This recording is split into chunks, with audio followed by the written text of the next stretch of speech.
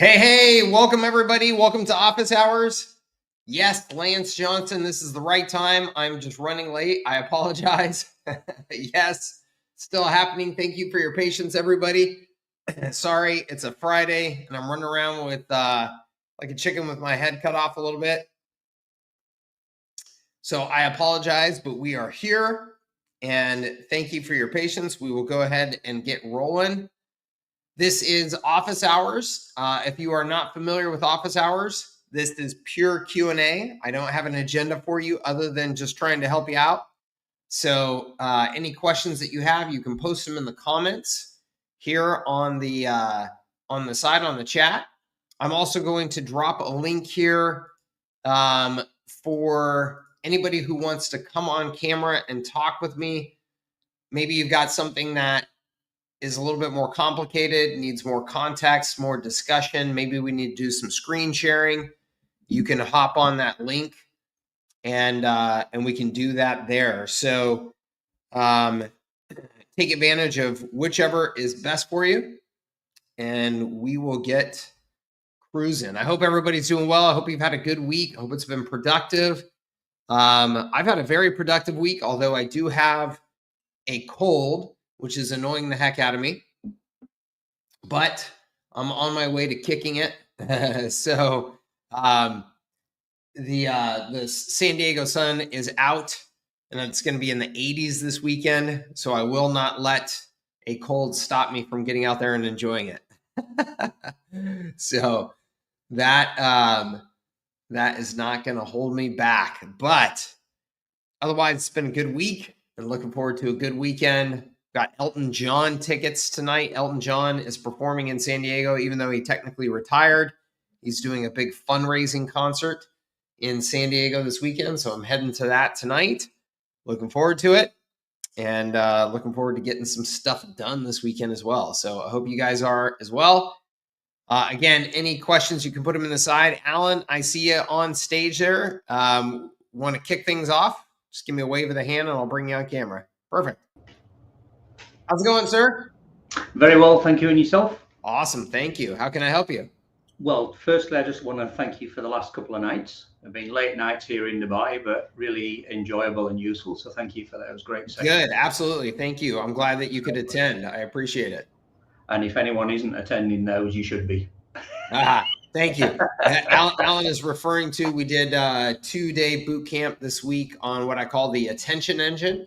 And the attention engine is just building your combination of outbound prospecting, content marketing, and ads so that you've got a framework that is working for you to bring you new attention, fill that top of your funnel in particular. Of course, ultimately with the goal of it leading to sales. But the challenge I see so many people is that they're trying to add sales, but they are not building that top of funnel. They're not building the attention. And when you do that, it's much, much, much more difficult, or excuse me, when you don't do that, it's much more difficult to build sales because if you're trying to sell without that top of funnel attention and without people moving through your funnel through the various stages in bigger and bigger numbers, you're essentially trying to target that very, very bottom of the funnel, people who are ready to make a decision and buy today. And that's very hard to find those people. If that's all you're doing, if you're just saying, I'm just looking for the people who want to buy today, that's difficult. I mean, obviously we would all just love to find the people who are ready to buy today. But the reality is, particularly if you are selling something that's got higher value, more complexity, requires more trust, is going to be a long-term relationship, people need time. People need time. They are very rarely just going to hop on the phone on a cold call and go, yep, sign me up for your agency services for X dollars a month for the next year. Yeah, that sounds great, right? They're going to want to learn about you. And the way that you do that is through content in today's world. And the way that you get content out there in today's world is obviously producing the content, one, and then two, supporting it with ads when you need to until you have a bigger organic audience. So that's what that boot camp was all about. One of my favorite topics. And I'm glad, Alan, to hear that you got value out of it. I did. However, that's not what my question is about for today. Go for it. Yeah, this is a customer-centric one. So I have been relatively new at this. I've got a clinic, health and wellness clinic, we've switched on the AI chatbot, to manage inquiries over WhatsApp, Instagram, and Facebook. Yeah. What we're finding is I'd also set up a workflow to do things like as soon as an appointment's booked to send out confirmations. But I'm finding the AI is sending the first confirmation, and then in the workflow, everything's going at once. So we've got a wait period which seems to be being ignored for the next session and so on. So I've escalated it with Go HighLevel, but I've got a fundamental question: should we just leave the AI to do its thing, confirm the appointment, and forget a workflow around appointment booking, or do we need both, or is it an either/or No, situation? I What's your would plan on experience? both. I would plan on Yeah, both. That's weird that wait function isn't working. I mean, obviously that's just a bug of some sort. yeah, But no, I would plan on both. I think that once the AI does its trick, and I say its trick, once it has that initial interaction with the customer, then what we do is we then add them to a workflow. That's the very next step. And then that workflow then does the rest of what we want it to do. Not to say that AI can't be involved in that, but it is typically that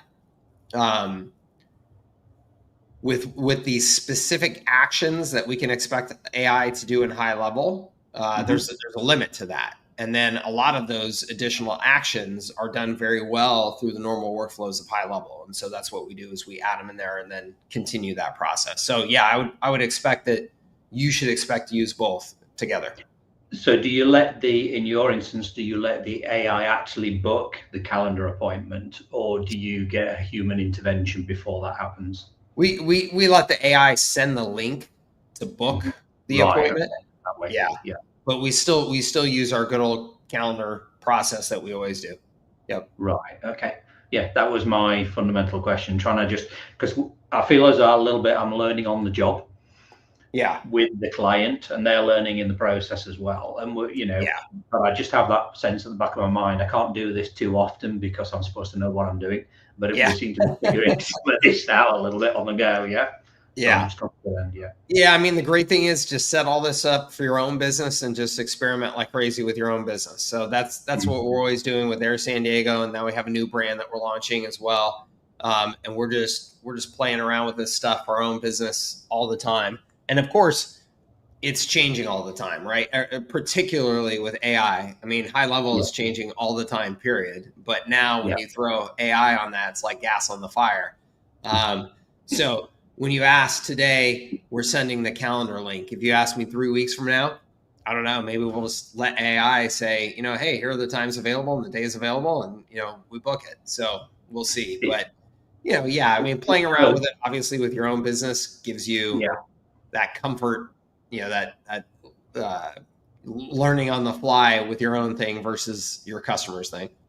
Which I am trying to do, but it does seem to be handling the initial calendar booking. We seem to have got that process well. It's Good. just what happens after that in terms of the WhatsApp reminder or the 24-hour reminder and so Yeah. on. Where I do. Yeah, we do all that via workflows. Yeah. Okay, that was it. Thank you very much. Awesome. Yeah, thank you, sir. Appreciate it. Let's see here. Some on the side here. So Chris says, "Hey Mike, I'm going after roofers. Have never worked with them before. Have any experience or feedback on that niche? And do you have any tips for the key insights I can use to hook them?" Yeah, Chris. So the one comment, I've never worked with them personally, but I know a lot of people who have worked with them, and I would just tell you it's a very competitive industry. So not to say that you can't be successful there, and not in any attempt to dissuade you from going after them, because I think you certainly can, and you can certainly be successful. I just think it's important to go into it with your eyes wide open, that it is probably one of the most targeted niches over the last 15 years that I've heard about. I've known so many people who have gone after roofers. I know that there have been some good sized successful agencies who have, built up a pretty decent size kind of nationwide business, as an agency going after roofers. So just expect some good seasoned competition out there. In terms of key insights that you can use to hook them. So again, I don't have a ton of personal experience with this niche. So let me just speak out loud to what I've heard other people talk about in that niche, and just brainstorm some thoughts on that. Okay. So one is that certainly depending on where you are around the country, roofing is largely based on weather and storms, right? If you live in the South, there's tornadoes and there's hurricanes and things like that. Then there's this crazy land grab of opportunities that all the roofing companies, literally roofing companies will come from out of state and just be like, yep, here we are. We're just setting up shop to make money here over the next year. And they will just book out job after job after job for months, to just lock them all in. So in that case, if you're going to help them with marketing in that environment, it's really all about how do you help them organize and facilitate just an absolute all-out press on that market, right? And so that could be content marketing on social, that could be Google ads, that could be door hangers. It can be literally just every type of blitz approach that you can help them with in that market. As you can imagine, that's hyper competitive, and it's also a huge opportunity. So then there's, I would say, the rest of the country and what is their business like. And the rest of the country, it is much more based on things like just time frames. How old is a house, right? What's any warranty? Is a house going to be sold soon? Any of those types of things that are just kind of much more the normal rhythm of home ownership or just real estate, right? That roofs have to be replaced. And depending on where you are in the country and the weather conditions in that market, that can vary. And so understanding that so that you can help those roofers with the marketing messages related to, hey, your home is this old and the roof is this old, and here's how having a roof that's too old can impact your house, impact the value of your house, the safety of your house. So helping them with all of those messages, and then helping them establish a longer term kind of nurture approach to staying in touch with homeowners. Because I would be willing to bet that the far majority of roofers do not have a really good nurture approach, right? So they're just kind of looking for a job this week. They're working on that job. They're not real sophisticated marketers. And then they're looking for their next job. They don't have a database that is in any way organized in a sophisticated way to say, okay, these people replace their roof at this time. And so X years from now, we need to have a sequence leading up to them, tell them it's time to get a new roof, and have a whole approach around that. You can help them design that, and you can also help them get data about the homes in an area and the age of those homes and the maintenance records of those homes and things like that. All of that stuff is for sale.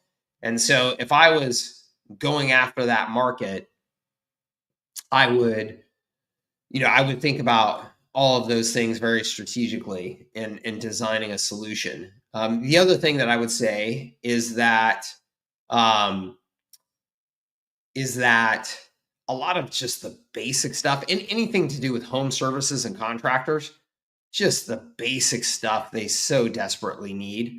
So just a good website, a website that's designed to actually engage people into some sort of conversation, capture their information, missed call text back, using AI to make sure that you're responding to leads quickly or calls quickly.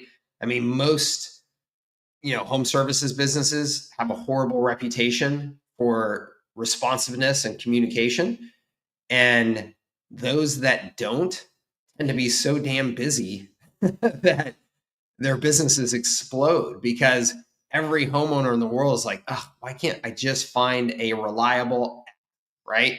Plumber, roofer, landscaper, gardener, whatever the heck it is. Why can't I just find somebody that will actually pick up the phone, return my calls in a timely manner? And if they do that, they get referred like crazy.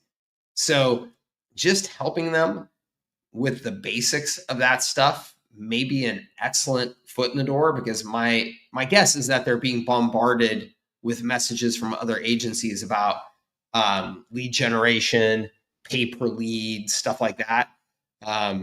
So you might want to take a different approach to getting in the door with them, and some of those just basics might be the way to go about it. Okay. Chris, yes, that attention engine recording training is recorded. Yes. That is available to all of our Moguls members. Moguls is our private community. They get access to all the boot camps. And as well, I have a whole attention engine, training, course as well. And so you can just go about it that route if you like. Okay. I'm being told by my tech guys need agency admin access. Okay, Chuck. Chuck, my man. You and I need to work on communication. And this is not the place for that question. Well, I'm not even sure exactly what that question is, but it sounds like it's kind of technical stuff. You need to email help@services that scale. Okay, help@services that scale, or post that in our community. Either one or both is fine. But try and clarify a bit more as to what you mean there. Okay. Because this is being told my tech guys need agency admin access. They said sub-account access means they can't do APIs. Yeah. So Chuck, again, there's more context to this. And you have an agency account, but I don't know who your tech guys are, and I don't know what it is that they're trying to do. So we need to figure that out. We need some more details there. Very likely, though, that's a high-level question and not a services that scale question. To be very clear, for anybody who is signing up for HighLevel through me or considering signing up for HighLevel through me, almost entirely the value that I'm going to provide to you is how to build a business profitably, how to scale it, how to have a life still while you scale it, how to do your sales, how to do your marketing, how to structure your service team, how to structure your service packages. That's my value add that I'm going to share with you. My value add is not going to be, here's the specific buttons to press inside of HighLevel to be able to connect to a third-party application. I'm not a technical guy. I'm a business guy. And also all of that technical stuff, you can get answered through HighLevel. They know the software more than anybody else, obviously. So just to try and clarify that. John says, what would you consider some underserved niches? John, I don't have a good answer for that. Underserved niches. The reason why I don't have a good answer for that is that there are very few niches that I would say are being really well served. I mean, we just talked about the roofers with Chris there just a moment ago. Are there a lot of people competing in the roofing market? A lot of agencies? Yes. But are there a ton of roofers that still have horrible websites, horrible communication, terrible follow-up? Yes. Yes to all of that as well. So even though there's a lot of competition, there are a ton of roofers that are still in desperate need of help.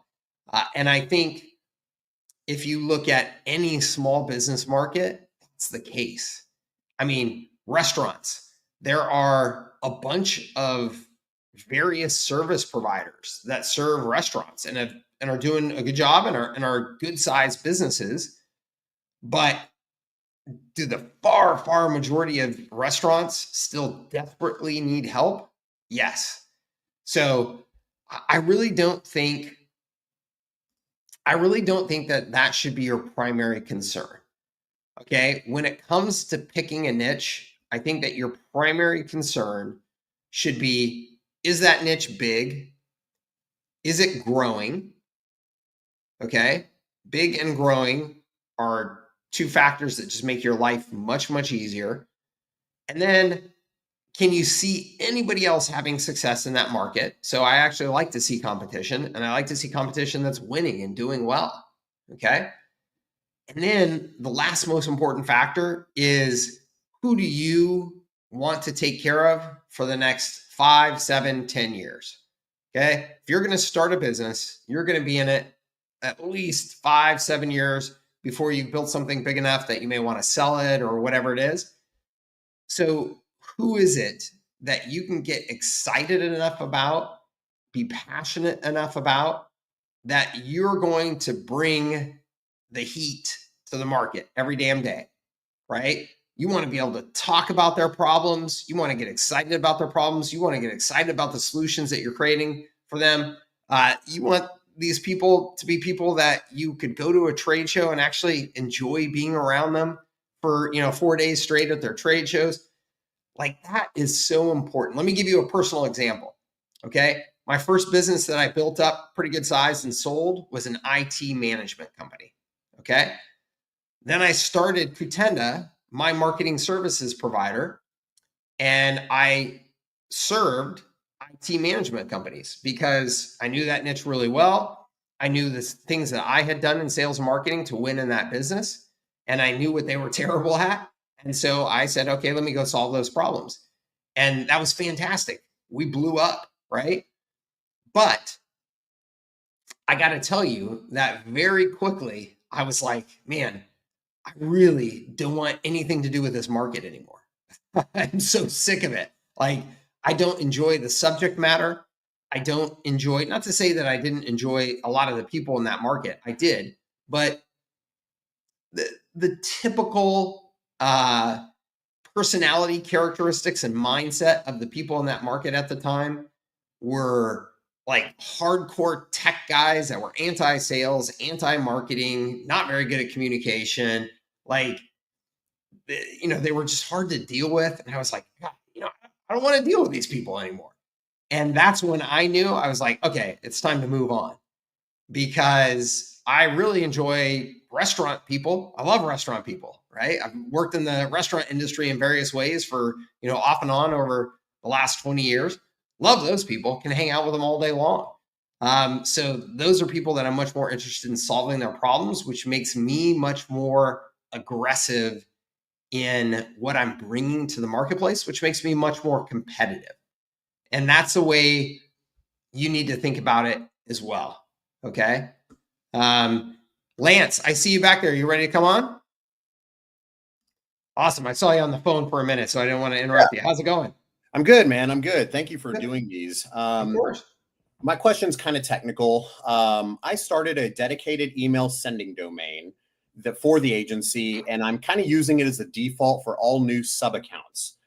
I know the best practice is to start a new dedicated sending domain for all new subaccounts, but the fact that they start with zero reputation means that I would be setting them up with a new dedicated sending domain, and then like their emails are not getting through. So it feels easier just to keep using my dedicated sending domain to get them started. But it's like, how do you think about that? And is there a way to warm up those email accounts easier than what I'm sort of doing? Which is, yeah, I mean, I definitely wouldn't take that approach. I understand what you're saying. When I say I definitely wouldn't take that approach, are there situations where, like, if I'm dealing with a brand new business and I'm trying to just get them up and running and get them momentum while we then work on transitioning them to their own domain, things like that, would I consider it briefly? Possibly. But I don't think it's a great long-term strategy. What I would do is I would set them up on their own domain, and it is what it is. I mean, their business has to establish their own reputation at some point, whether it's through you and your systems or some other systems. They just have to. And any attempt to ignore that is just ignoring reality. And so I would just set them up on their own domain. I would start sending low volume, ideally primarily transactional emails to start. So emails to current customers about things that those customers are going to open. Try and send some information about their accounts or their newsletter or something like that. It almost feels like I have to send throwaway emails, right? Like I know that they're going to end up in spam, so just start. I don't know. Do you have any thoughts on like? Why do you know that they're going to end up in spam? Because if I'm starting with a brand new dedicated sending domain, mail.company.com it's going to start with a zero reputation, right? So I'm going to have to. But what are you sending? Are you sending like cold marketing messages? Not cold. I'm sending to their list, maybe review requests or email newsletter type stuff. Yeah, I mean, if it's an existing list of like customers that they've already had some engagement with, I mean, that's what I would start with, is existing customers, and send email through that. I mean, maybe some of it goes to spam, but that shouldn't be the default that you should expect, that it's just going to go to spam. But that's how I would start, is just, hey, give us a small list, give us the contacts that are most aware of who you are and your brand, your current customers, past customers, and let's reach out to them slowly but surely and just kind of build it up. I mean, that's just email marketing. It is what it is. Okay. All right. Yeah. Yeah. I mean, I wish there was a sexier answer to that, but it's. Yeah, it's like, I know that when you use the, basically I'm just getting started. I've got like 3 clients, so I'm just like still learning through everything.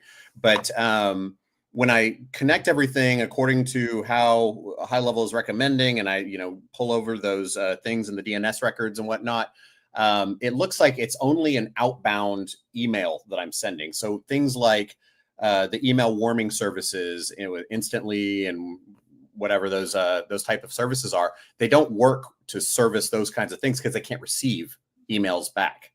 Yeah. Yeah. So I don't know if there's another way to warm up these email accounts other than just kind of doing it ourselves. I mean, no. I mean, the answer is that there are all kinds of strategies and things that people preach and sell out there that all make a difference. So the major ones are, though, just make sure you're not blasting a lot of people at the beginning. Yep. Make sure it's not cold. Make sure you're not putting anything crazy in the email in terms of subject lines that are going to get flagged, or images that are going to get flagged. It's just kind of common sense stuff, and just give it a little bit of time. I'd work it up over the first month, and then, yeah. Like I said, I wish there was a sexier answer. This is an age-old problem in this space, and just kind of is what it is. Yep. All right, man. Well, thank you. All right. Thanks, Lance. All right. Tanvir says, hi, Mike, I'm targeting the real estate niche. I'm a realtor and know the business well, but new to the agency business. What is the quickest way to get started? Any beginner makes mistakes to avoid? Yeah. So Tanvir, I mean, you were on the boot camp, the Attention Engine boot camp. So in terms of tips to get started for a new agency, I would say the same thing for every new agency, which is pick a period of time to get set up. And that period of time should be no longer than 30 days. Okay. And when I say set up, get clear on who your customer is, get clear on your primary value proposition messaging that you're going to use, establish your website, establish your social media handles, get your domain and your email set up, just like we were talking about with Lance. make sure that those things are set up. Have at least a rough outline of a plan of how you're going to market your services in terms of content, again, core messages, where it is that you're going to market. And then as soon as that setup period is done, and when I say as soon as it's done, I mean as soon as you've hit the deadline. So once the deadline is hit, I don't care if you feel like your website could use another 25%, of polish and stuff like that to make it better. I don't care.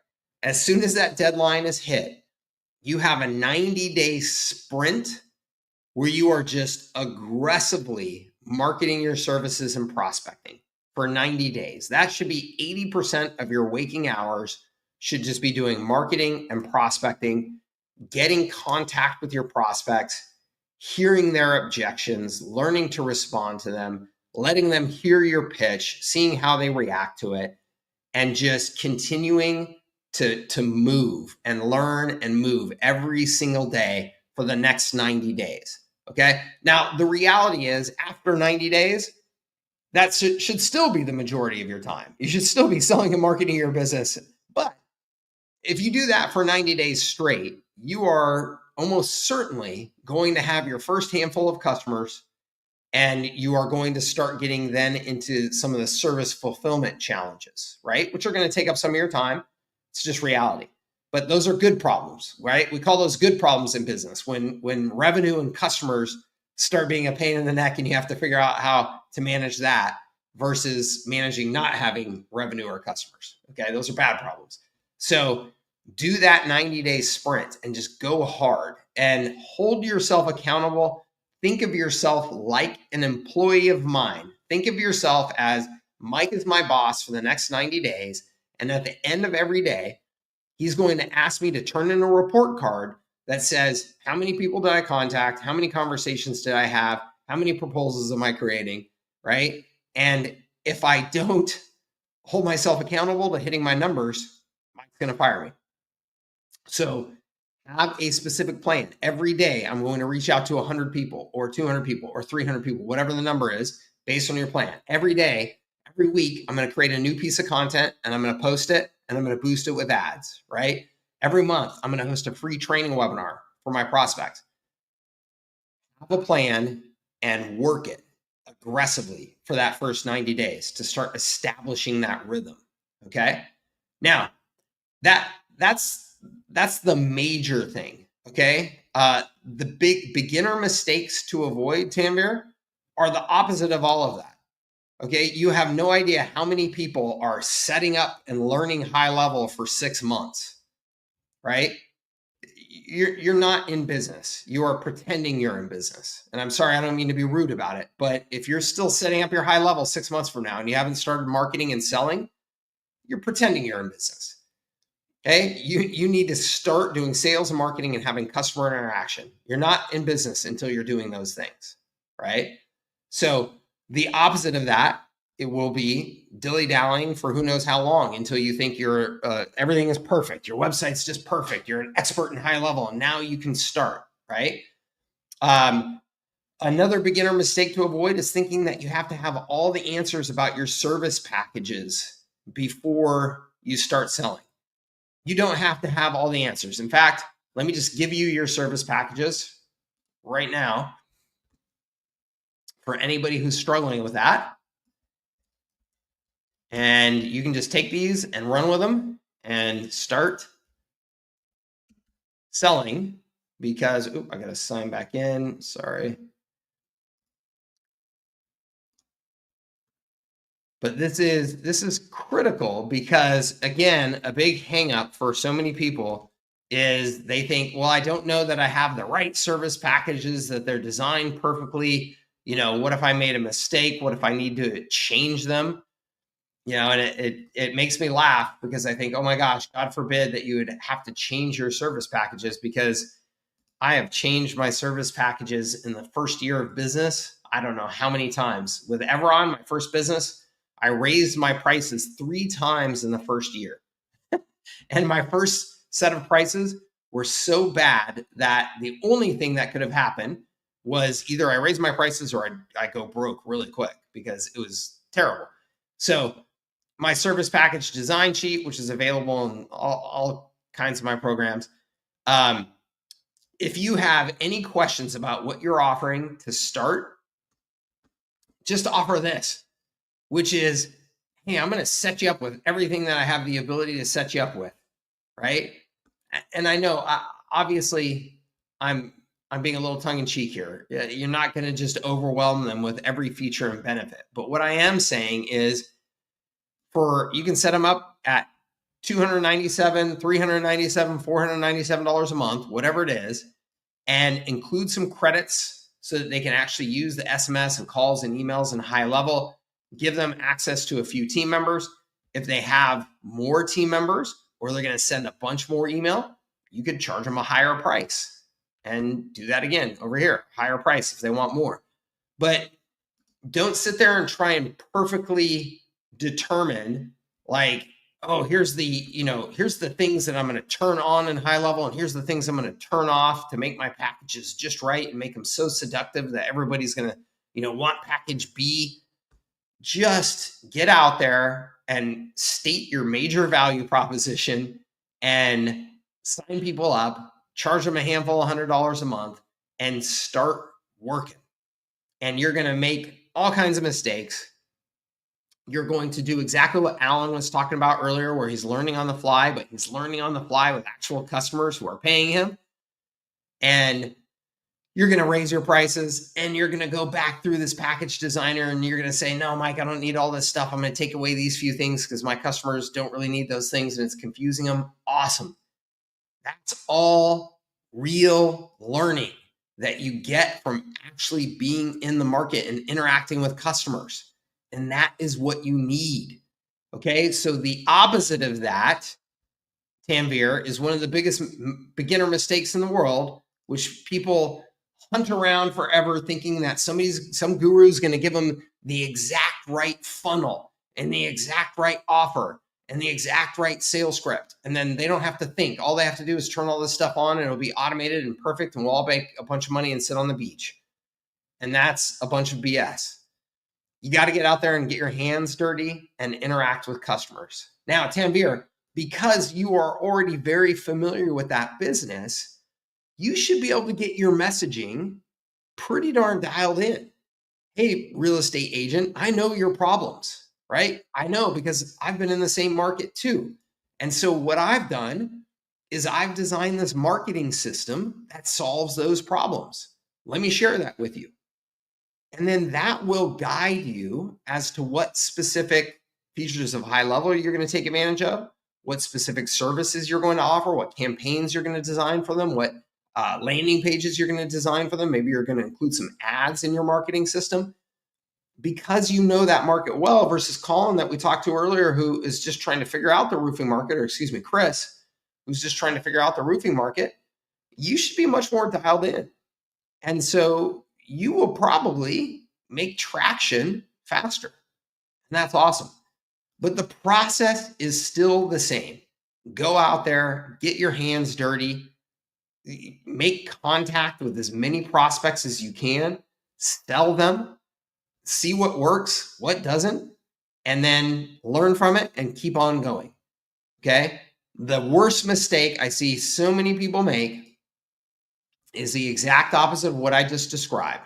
Again, it's 6 months from now. They're still trying to figure out how to, they think that they have to know every feature and every button of HighLevel before they sign up a customer. They think that I got to get my, funnel, my 13-step funnel full of upsells and downsells just perfect before I go and start doing any marketing. And they're just sitting on their butts still 6 months from now. That's the mistake. That's the big mistake. Everything else is just action and learning. Action and learning. Repeat, repeat, repeat. Okay. I like to tell this story because I think it's very illustrative of this. When I started Everon, my IT management company, okay, I was just finishing up business school. I had absolutely no money. I had, my first child was on the way. I had a bunch of debt from business school. I mean, I was in as bad a shape as you could be to start a new business, right? And it was an IT management company. And guess who couldn't fix a computer, set up a network, manage a network if his life depended on it? This guy, right? No clue how to do any of that stuff. I was a business guy and a sales guy and a marketing guy, and I saw a problem in the marketplace. I saw it was a huge market. I saw it was a growing market, and I just took massive action. And before I even had 2 nickels to rub together, I hired my first employee, still works with me to this day, nearly, who knows how many years later, still works with me to this day. I hired him because he knew how to set up networks and fix computers and things like that. He seemed like a good guy, and he was cheap. I could pay him not very much money, so I could put on my credit card essentially. And I said to him, hey man, I'm going to go out and start pitching to small businesses. And sometime in the next 30 days, 60 days, I don't know when it's going to be, we're going to have a business with some computer problems who's going to be willing to pay us to fix them. And if you can't fix them, we're out of business. That was my entire pitch to him. And then I just went out and started selling. The message is do the selling, right? And then you figure out how to fulfill the service on the back end of that. But you can get started with the messages of selling today, right? Get out there. Hey, real estate agents, I know you need better leads. You need better follow-up. You need to do all of this very affordably because agency services are too expensive for you. That's why I built this marketing system. That's what we do. Let me show you how it works, right? And sell. So you're not going to have all the answers day one. The most important thing you can do is still just take massive action. Okay? I hope that helps you. I hope that helps anybody else listening as well. Alan, what are your thoughts on sourcing additional resources to help with all aspects of Go High Level for clients? I would love to concentrate on sales and have a team to help, thinking Fiverr or similar. Alan, so I think the question you're asking, if I understand it, is like, should I be using other people, other service providers, whatever, to help me on the technical side of the service fulfillment? Absolutely. I mean, just going back to the rant I just did, I never, ever, ever thought of myself as somebody who could fix computers or set up a computer network. And that was one of my biggest advantages in the market. Okay, your constraints become your advantages. So if you put the constraint around you, Alan, of I'm just sales and marketing and CEO, and that means I have to have somebody else to work on all the fulfillment, whether that's an outsourcer, a Fiverr person, a person I hire, whatever. That constraint will benefit you tremendously because you will focus on sales and marketing, and that's the most important part of your business. So my constraint, because I knew nothing about computers, there was no chance I was going to learn about computers. I mean, back in the day, IT, like you had to go get a Cisco certification that would take you 2 years and $60,000 to get, like all this BS. I was never going to do any of that. And so because there wasn't even a glimmer of hope that I was ever actually going to be the fulfillment side of things, I knew I had to just solve that problem with somebody else. Most of you would benefit from the same mindset, even though you can sit and learn high level, and you should learn it to use it for your own business. Like I know how to use high level inside and out as a person using high level, but I don't know all the technical stuff. I don't know all the features. I mean, there are technical people out there that understand high level 1,000 times more than me. Great. Those are people I hire, and those are people you should hire too, Alan. Same approach. Okay. Would free QR code page for each listing work to get new customers? We have a sign company that can make decals to put on their sign to get them set up on high level. Yeah, I mean, look, QR codes are a really great way of getting somebody to take initial action and get some information. But the QR codes themselves are not magic to get customers. Really what needs to happen is the marketing. The marketing needs to be out there for customers to see with a message that's compelling. And then the QR code just helps them take the next step more easily. Just like a phone number, just like a link, to an opt-in form. I mean, whatever. So QR code is just another device to help them take action. But I think it's a great device and a lot more people are using them. And so it's, it's definitely something that you should consider using. And yeah, if you have a sign company that you can put on those decals and have those all over the place, fantastic. How can you use this software for real estate investing and property management?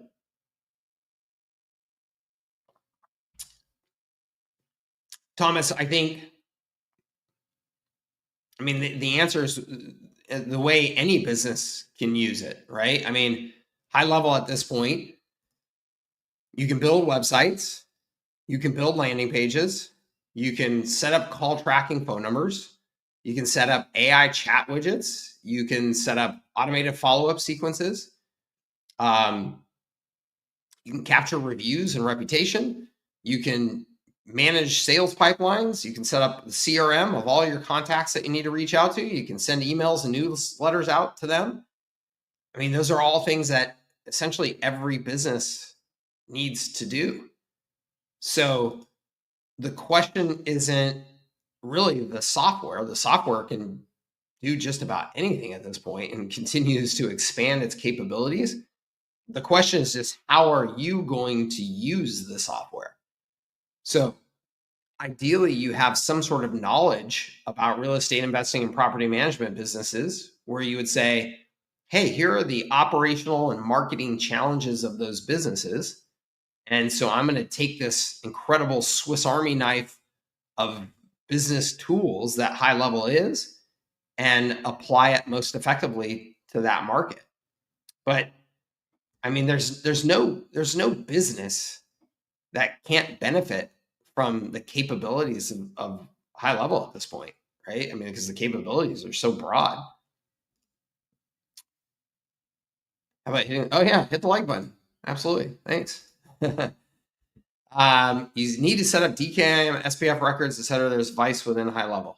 I have no idea what that means. I think that might be an answer to Chuck's question earlier. Hi, Mike. What is the opinion on selling local lead gen for remodelers, charging $397 a month, got around 21 clients? Well, good for you. It sounds like you're off to a good start. I think remodelers and lead gen for remodelers. Oh, Sean says that was for email setup and warming domains. Cool. Thanks, Sean. If you got 21 clients, sounds like you're off to a good start. You've, at the very minimum, got a message that's working to attract those people, and you've got an offer that is working to attract those people. So I would ask you, what is your opinion on selling local lead gen to remodelers at this point? You've got 21 clients. How's it going? Do you have the margins to be successful? Right? And if you don't know what your margins are, if you don't know what your gross margins are and stuff like that, now is a wonderful time to start tracking that and figuring that out, so that you can determine if the specifics of the model that you have there are working. My biggest concern when you say it's lead gen and you're charging $397 a month, most people, when they say lead gen, that means that they're going to be running ads for their customers to generate leads for them. If you are running ads and you're only charging $397 a month, I hope that the ad budget is in addition to that $397, because margins are good, but a lot of work on my end compared to your SaaS model, which I like. Yeah. So these are my biggest concerns is two things. One, if that ad budget is included in that $397, you don't have good margins. You may think you have good margins, you don't have good margins. That's a very tough pricing structure for running ads for somebody if that ad budget is included. If the ad budget is on top of that, and you've got very, very canned, structured campaigns that you just copy and paste and use, then that's good. And you're just charging the $397 for the access to that. Okay, cool. So ad budget isn't included, margins like 65%. Awesome. So then the next thing that I would say, my concern is, are you transitioning them? Maybe you're using lead generation as the hook, but the lead generation business is notoriously high churn. And so if you are not then transitioning them to something more recurring and stable, like you mentioned, my systems as a service model, that's what I would do. So the pitch, the way I would adjust this pitch, if I understand what you're doing, just to make sure I try and illustrate this. There's the pitch of, we will generate leads for you. Okay. That's a service that's very easy to turn on and off, right? The nice thing is it's very easy to turn on. And so you can say, hey, look, we'll start generating leads for you tomorrow. Just say the word, right? And you can just start running your campaigns, landing pages, and that's awesome. The challenge is it's very easy to turn off. It's very easy for the customer to go, oh, your leads stink, cancel the service. And that's what happens to most lead gen companies.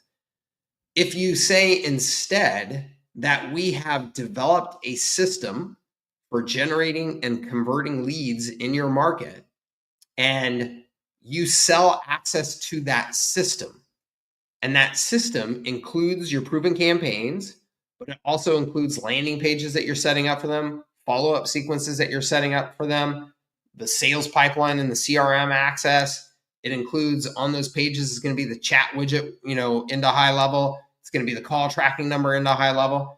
Now you're selling them a system that they're signing up for. Once they're using that system, once that's set up for their business and all of that data is flowing in there and through into HighLevel, and they're using HighLevel to interact with that system, that's a very hard thing to get off of. They may say, hey, I want to spend less money on advertising, so we're going to can our budget, but they're still going to be paying for access to your system because now their business is using the complete system all day, every day, right? So that's the change in the pitch that I would make. And if you do that, it's a fantastic model. And it sounds like you've already got a hook that's great to kind of get them in there. You just need to make sure, make that transition to you're selling a system and you're putting them on the system. Okay, does that make sense? I hope, because it sounds like you got a great opportunity. John says, what would you think for starting a Go HighLevel biz on pricing? I'm thinking free website, no upfront fees, no sub fees for 30 days with other bells, whistles in exchange for reviews and referrals.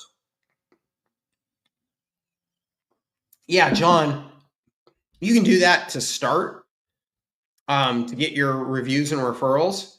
But after a while, there's no reason not to charge them fees. Like, you should charge them, the hosting fee, my free website model, right? We'll develop and set up the website for you for free.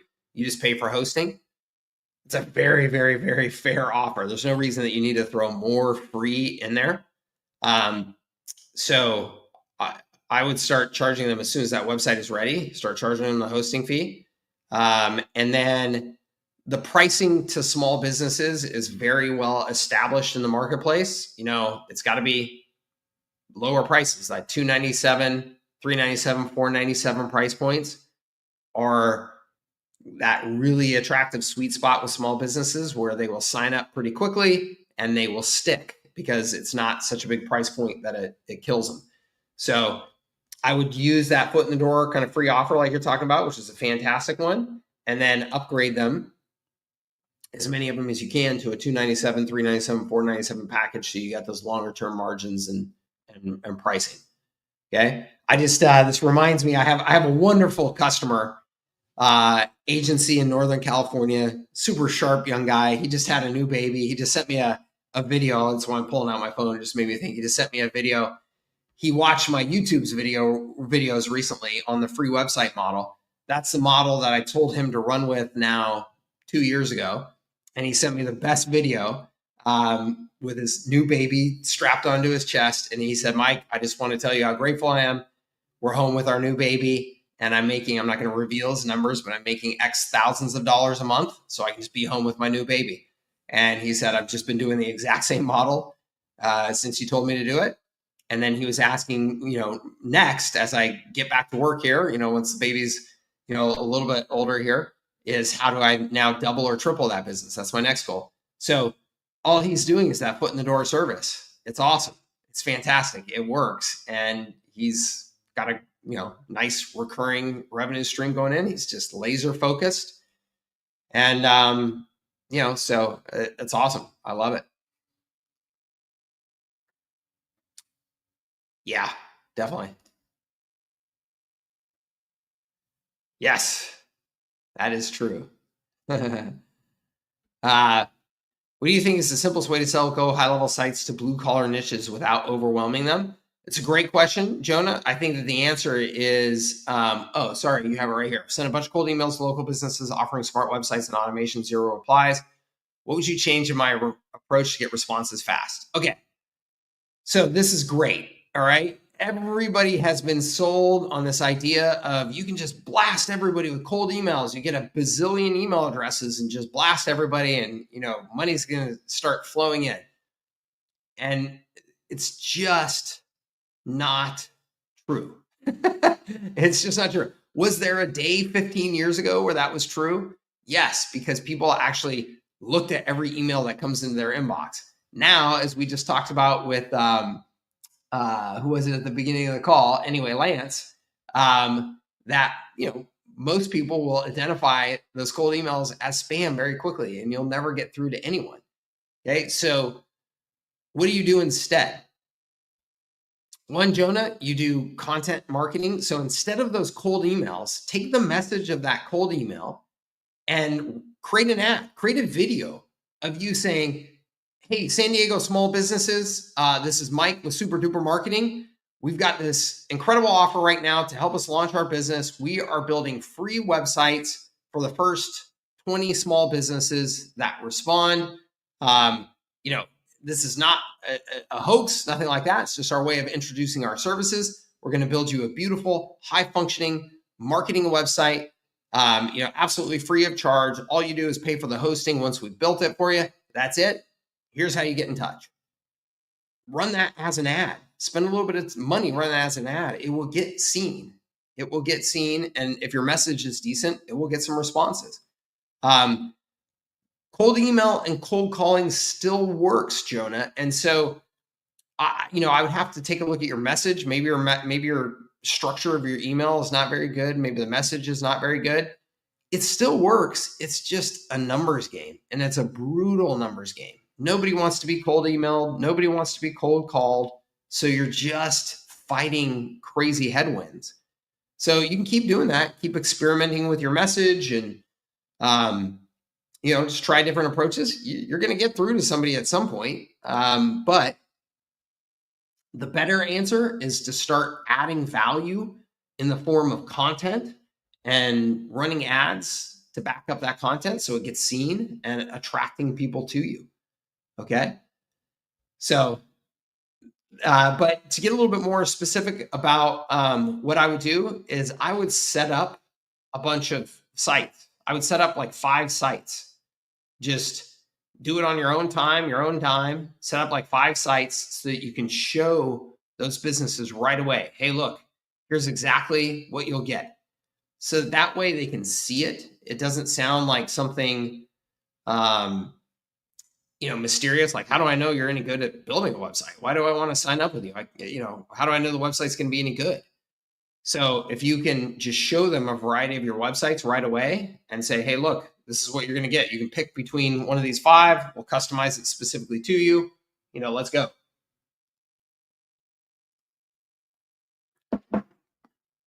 Yes. Awesome. Good. You're off to a great start, man. So just keep on going.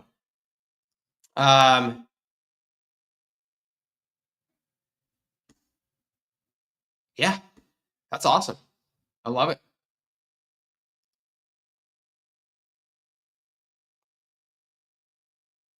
Cool. Yeah, you guys connect in the community. A real estate investor, in my humble opinion, would never work with realtors because most of them don't have any money and will be hard pressed to get them to give you an upfront fee. Yeah, Chris, I agree. I think you have to have a real attractive foot in the door offer that is super slippery, low price, gets them in, and then a percentage of them you upsell. But I think you can still do that. I think you just have to have the right strategy and kind of mindset around it, where that foot in the door offer is just like a super high volume foot in the door offer, very easy for you to set up, very low cost. And then, you upsell a percentage of those, because a percentage of them will upsell to the higher plans for sure.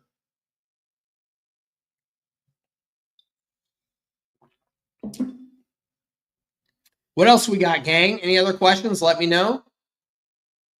Some good conversations. I hope you've gotten some good value out of it. I love seeing we got some people on here that got some momentum. That's awesome. Rookie question. That's okay. That's what we're here for. I'm looking to sell websites. Can I host them inside of my HighLevel account? Yes. Oh, wait, without having a sub account? No, you don't want to do that. No. Once you start getting some customers, you want to set up a sub account for that customer and then do the hosting for that customer in that sub account. Okay. So with the 97 account, Ramon, you can set up your first one and then you're going to upgrade to 297 and you're going to have unlimited. But no, you want to set them up with their own sub accounts. That way they have their own domains, all that good stuff. But that has no additional cost to you other than you went from a 97 plan to a 297, but no additional cost per customer. So it's incredibly high margin for you. Okay. So don't be afraid to upgrade to that little bit bigger account.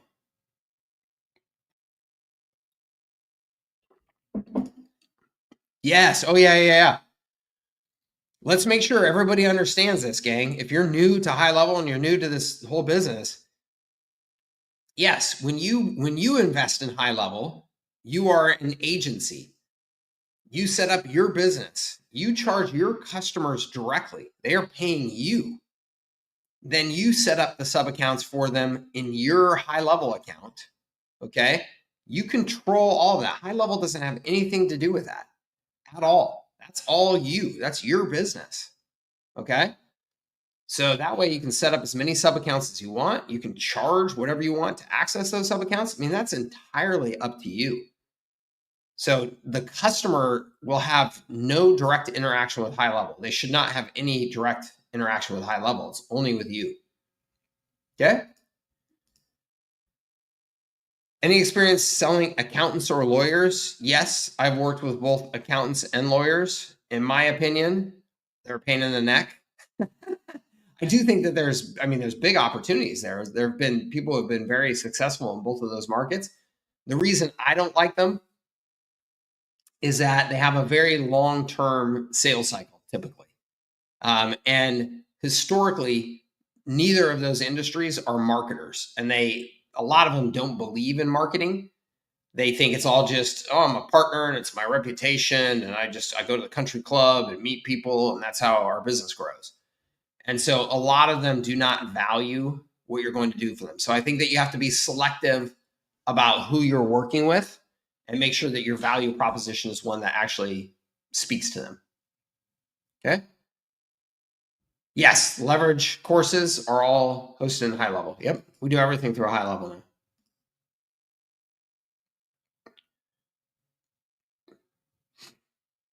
I think it's great, Tanvir. Yeah, absolutely. Yeah, it's nice because it keeps it all in Facebook to capture their information so they don't have to go out to a separate landing page. Yeah, absolutely. Very proven, successful approach. Yes, Lance. I think HighLevel's course membership area and community is absolutely great at this point.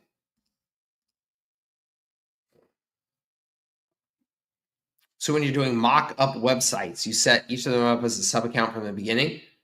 Well, you don't have to do the mock-ups on a sub-account if you don't want to, Ramon, because you could just set all the mock-ups on your own domain, right? So it could be ramonsmarketingbusiness.com/website1, ramonsmarketing.com/website2. So you could set up, or you could do subdomains, website1.ramonmarketing.com, so you can set those all up on your own domains. Those don't have to be on separate sub-accounts. No. You can do all that on your own account. Okay.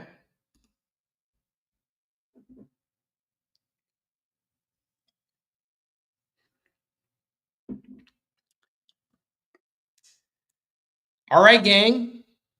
we are going to wrap this up. Thank you so much for being here. I appreciate all of you. Thank you for the great questions and conversation.